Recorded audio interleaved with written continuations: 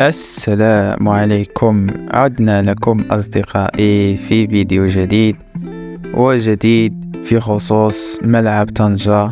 جبنا لكم الشكل النهائي للملعب واللي لا غبار عليه.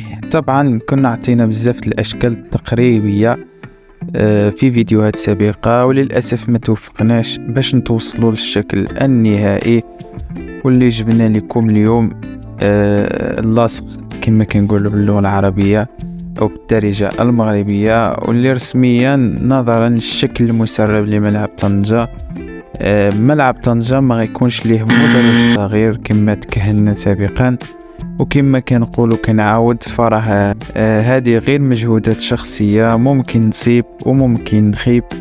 أنا ماشي مهندس ولا اختصاصي في المجال، بحالي بحالكم باغي نعرف كيفاش غيكونوا الملاعب المغربية، وباغي نشوف بلادي في أحسن صورة خلال المنافسات القادمة.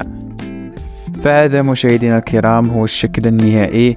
حاولت نرسم لكم ونقربكم من الصورة كما كتشوفوا بالأصفر، فهدوك بوابات الجماهير، وغيكون ممر صغير راني رسمته بالأحمر، والمدرجات غيجيو لاصقين ومتناسقين. وبالتالي نظرية المدرج الصغير نظرية خاطئة، إضافة أنه غيكون مسافة 8 أمتار تقريبا، عبارة عن حاجز أمني. فكما كنعرفوا الجماهير المغربية ماشي بحال الجماهير الأوروبية. كان معكم أسامة من قناة جول دادي. دمتم سالمين، وإلى فيديو قادم إن شاء الله.